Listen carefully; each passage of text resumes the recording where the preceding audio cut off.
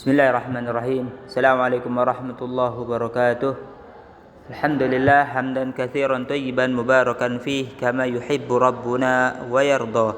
Asyhadu an la ilaha illallah wahdahu la syarika lah wa asyhadu anna Muhammadan abduhu wa rasuluh alladzi la nabiyya wa la rasula ba'dah.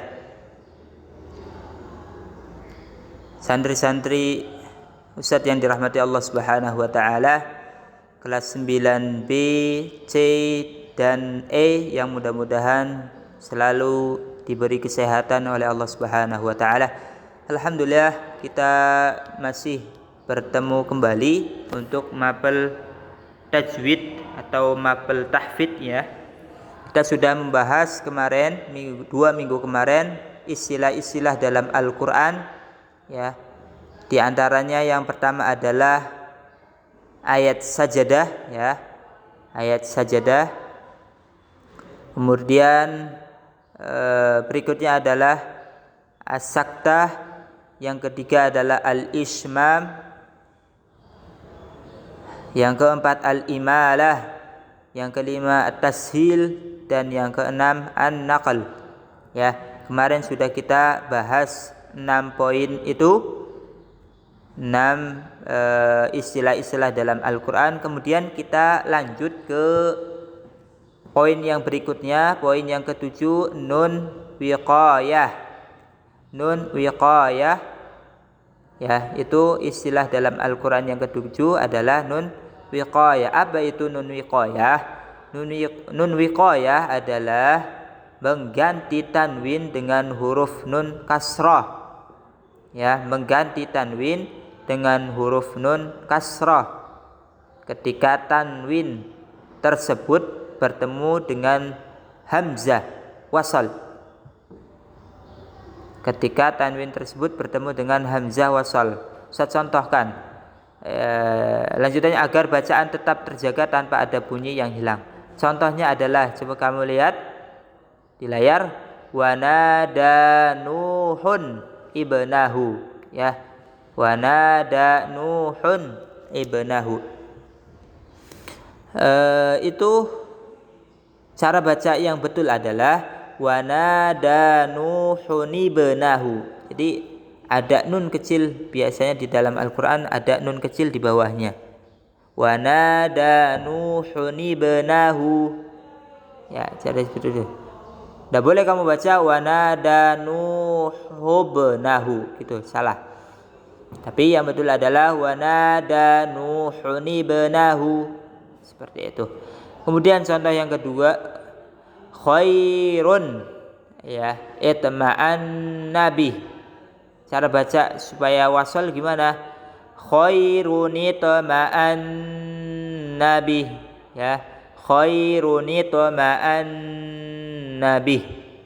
Jadi seperti itu, ada nun kasrah di bawahnya.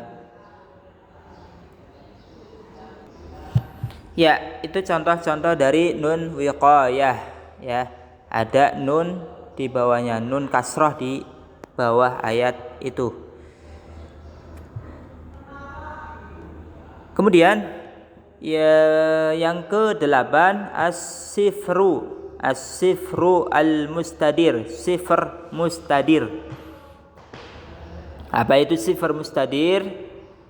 Adalah tanda bulatan di atas huruf mad ya, tanda bulatan di atas huruf mad ya. Seharusnya itu mad tapi tidak dibaca panjang ya.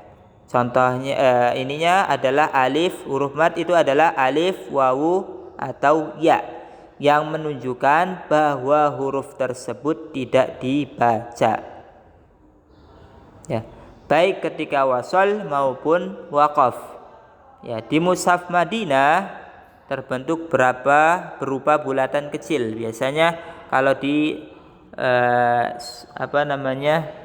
mushaf Madinah, Al-Quran cetakan Madinah, itu ada bulatan kecil di atas ayat tersebut ya. Contohnya ini, contohnya aduh, nggak bisa ini.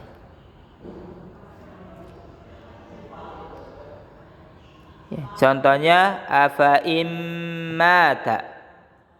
Ya. Contohnya afa immata. Ya, contoh itu. Dibaca afa immata. Enggak boleh kamu baca afa immata, ya.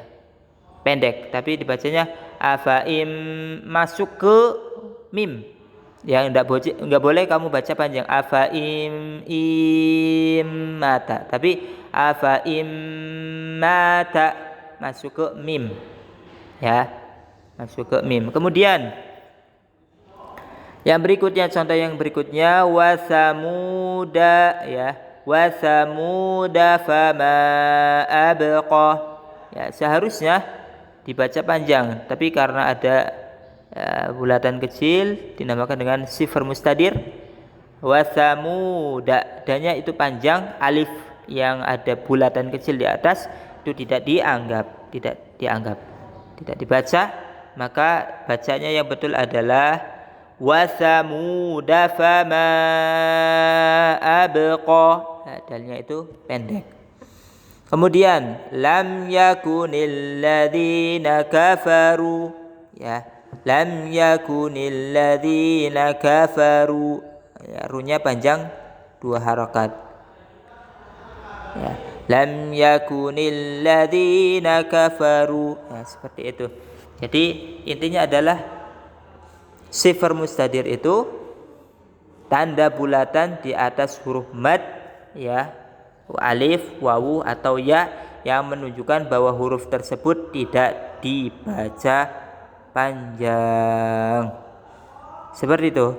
Kemudian yang berikutnya sifar mustatil al-qaim, ya. Sifar mustatil qaim.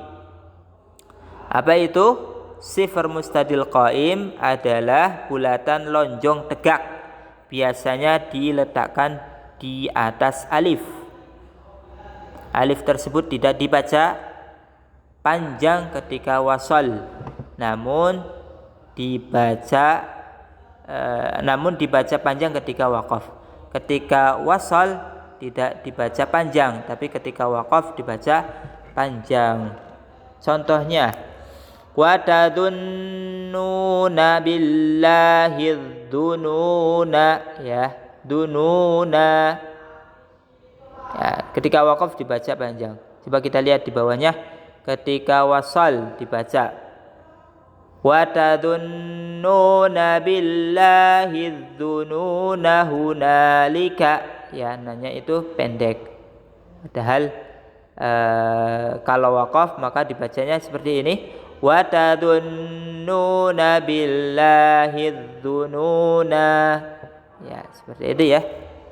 Nanya itu kalau waqaf panjang, tapi kalau wasal lanjut kamu dipendekkan.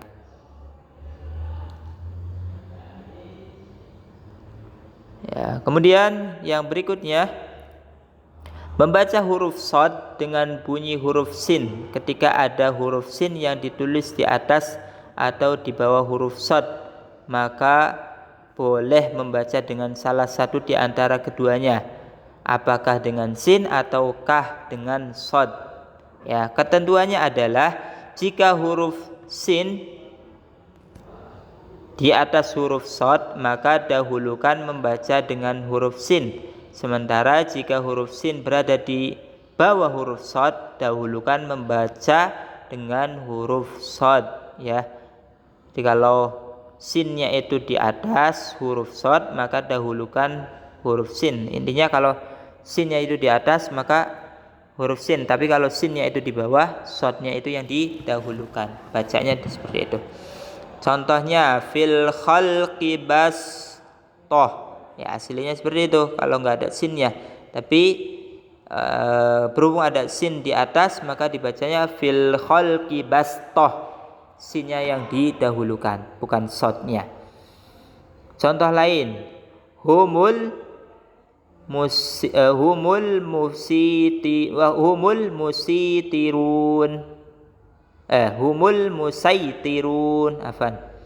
ya, bukan bacanya humul musaytirun. Tapi tidak apa-apa juga, tapi yang didahulukan adalah sin. Yang didahulukan shotnya, afan. Yang didahulukan adalah shotnya, sinnya tidak didahulukan karena shotnya itu di atas. Humul musaytirun. Tidak boleh kamu baca.